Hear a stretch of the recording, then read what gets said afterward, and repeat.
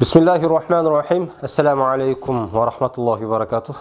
Біздің көрермандар, сіздер менен сабағымызды қайрадан баштайбыз. Бүгін жаңа өтіліп тұрған тема, бұға чейин оқылып келген темалардан өзгөчөлүгү, айырмачылыгы таштит деген теманын үстүндө биз сабағымызды улантмакчыбыз. Андыктан биз менен бирге болуңуздар. Таштит жазылышын бир көрөбүз. Бұл мындай ш-га окшоп та кетет, кыскасы жатып тургандай ш. Бұл белги тамганын үстүнө коюлат. Албетте, кайсы бир тамганын үстүнө коюлган болсо, ошол тамганы экөө кылып окутулат. Мындайча айтканда, ошол тамга экөө болуп калат. Буну азыр кээ бир сөздөрдү жазуу менен силерге түшүндүргөнгө аракет кылабыз. Мисалы, мындай сөз бар.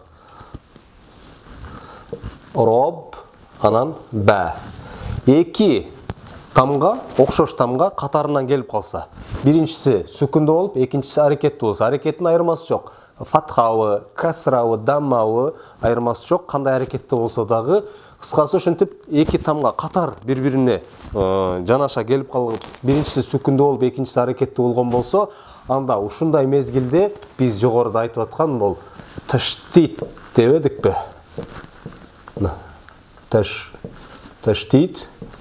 Ушул таштитти колдонобуз, коёбуз. Кандай болуп калат? Мындай. Б'нын бирөөсү түшүп калат дагы, аракет болот, андан кийин мындай. Муну кандай окуган болсок, буну дагы ошентип эле окуйбуз.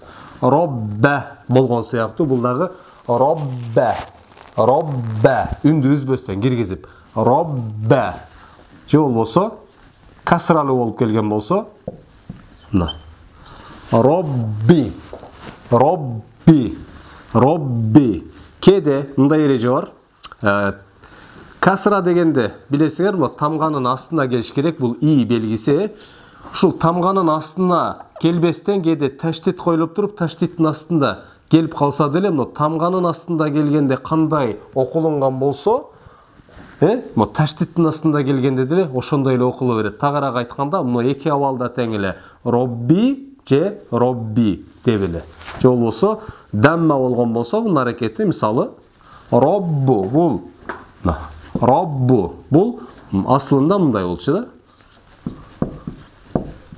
Роб, анан бу.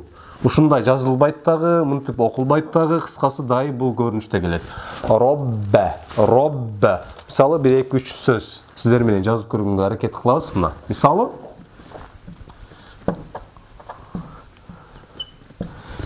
инна, инна.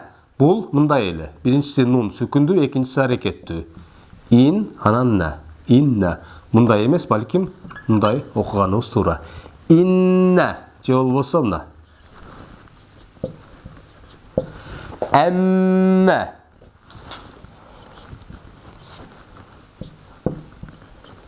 Хаджа, шакка. Же болбосо боло берет. Мисалы, дәл тамгасы менен мим. Думмо, думмо, думмо. Бул бетте жазылынган сөздөрдү азыр башынан аягына чейин сиздер менен чогуу окуйбуз. Булардын ар бирин доскага түшүрүп жазып чыккандан көрөк жакындатып беребиз дагы, ушул менен окуйбуз. Сиздер биздин артыбыздан калбай окуганга аракет кылгыла. Таштит эрежесин окуйбуз. Артыбыздан кайталап сиздер дагы калбастан окугула. Кеттик эмесе. Инна, анна, амма, барра, жарра. Барру, жарру, хаджу, шакку. Бурри, дурри, хуффи, кулли. 3 сөздөн турган. Ортоңку тамга таштиттүү болот, ошону. Даммаро, даммаро деп үндү үзбөстөн, балким бириктирип туруп. Даммаро, кассаро, фаджаро, ваххада, саххара, аддаба, харрама, раззаqa, yassara, bashshara, фассола деп аяғына чейин ушундай эле сөздөр. Кийинки бетте көбүрөөк тамгалардан жазылган сөздөрдү, татаалыраак сөздөрдү окуганга аракет кылабыз. Карайбыз. Касралы болуп келгенде окулунат: думмира, куссира, фуджира, вухида, суххира, уддиба. 4 сөздөн: тадаббур, тадаббур, такаббур, тахаджуд, таваххуд, тасаххун, тадаббул, тахаррур, тааззуз. Же болбосо касралы болуп келгенде: мутабаддил, мутахаззиб, мутахарриз,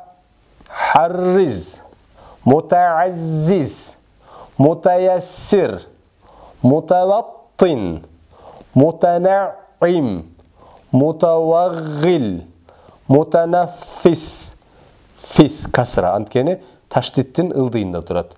Мутафаккир, мутааллим, мутакаммил, мутафаннин, исвадда, исфарра, ихмарра, игтарра,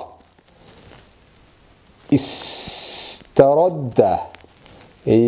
истахабба, истахалла, истадалла, истахазза, истахазза. Таштит дегенди дагы бир аз кайталап өтөлү. Башта айткандым эле. Таштит деген бул белги ш белгисине окшойт. Эки окшош тамга бир сөздө катар келип калган болсо, бирөөсүн сөкүндүсүн алып салып туруп ордуна коюп окуганды таштит дейт. Мындай күчөндүрүп окууну айтат. Же болбосо мисалы сөз ортосунда болгон болсо мындай болот дедик. Доммира, кусси, каррара десе болот. Каррара.